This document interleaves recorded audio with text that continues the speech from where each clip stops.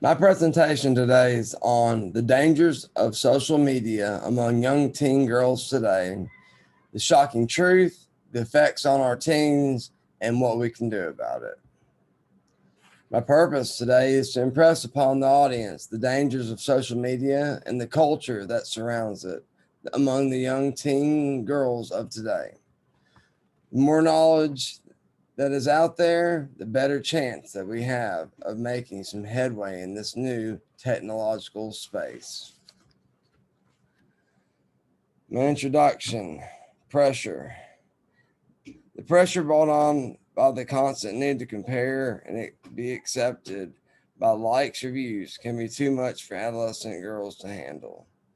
Credibility.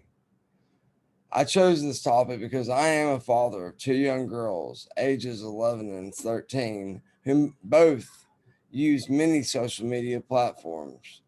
I've expressed my concerns to them and gained valuable feedback. I've also read many academic journals and articles around this topic. In relation to you concerning this, social media is prevalent in the lives of teen girls, teen boys, and adults alike. The pressure of these platforms impose upon developing minds can be too much for many adolescents to handle. Social media platforms that have enlarged the sense of peer pressure that adolescents feel to encompass the majority of their waking hours. Most of my audience either falls into this category or has children and loved ones that do.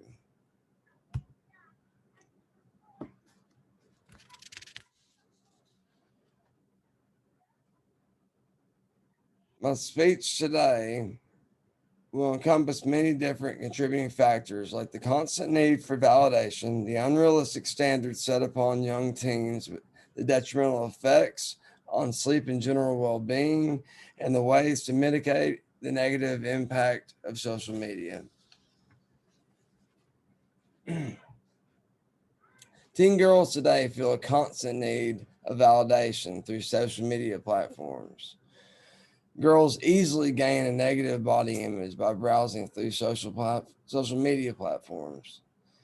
Researchers state that social media has curated sites that gives girls unrealistic expectations concerning their body image.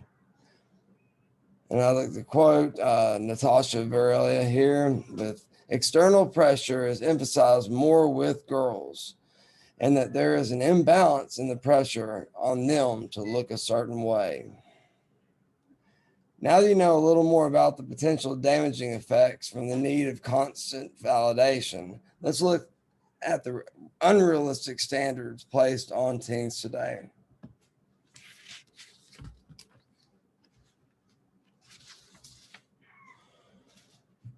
Exposure to different lifestyles based on solely living in an ultra overindulgent fashion gives young girls unrealistic standards in their real lives.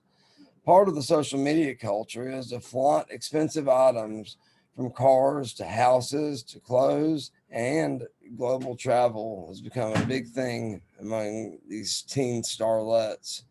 Many of the young women aspire to be like, have overgone extensive plastic surgery corrections in the attempt for reaching higher standards of beauty. And by attempting to emulate social media starlets, young girls wear over sexualized clothing for their age, join in on the culture of comparing themselves to others around them, which typically ends in a girl being over judgmental to themselves and to others alike. And if another girl or says or does something wrong or the parameters of what's cool, they all jump in like piranhas, humiliating the young girl. Beyond the social degradation that occurs among teen girls, there are also many negative health issues that can deteriorate a young one's progress. It's a well known fact that growing children and young adults need a good night's sleep to function and grow correctly. Unfortunately, social media impacts this as well. Many teens experience FOMO, or fear of missing out, and are more likely to check the social media within 15 minutes of sleep, and that's hugely detrimental to them. Research has found that teens who excessively use social media or other screen based devices have a more difficult time falling asleep, and that this can directly be linked to mental health issues that are being seen among young teens. All lights affect our circadian rhythms at nighttime, but the blue light from electronic sources has a much higher impact on us mentally, causing us to sleep less or have much more broken sleep. At this point, we've discussed the various ways in which social media has detrimental effects on teens. Let's now go over some of the ways we may mitigate this negative effects.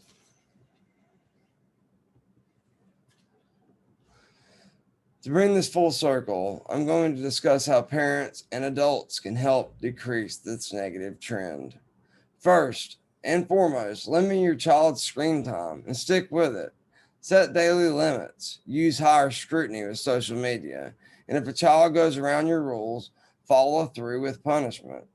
Second, if the child's grades aren't up to your standards, take the device away until they show growth and commitment. If your child's grades aren't up to par, take the device. Avoid if your child's responsibilities aren't enough, set with punishments. And be aware of the content your child is digesting. I've heard social media considered as a junk food of information. The worse the content is, the worse it is for your overall health. I feel like that's a good standard to live by. In conclusion, we live in a ever evolving technological world, and staying on top of what your children are consuming is more important than it's ever been. By creating a household where your children feel comfortable in being honest with you and freely take advice, one may be able to mitigate some of these problems. But that's not a sure thing. It takes work and working knowledge of the current platforms out there if one is going to stand a chance in the battle of keeping our children from being sucked away into the sway of social media platforms.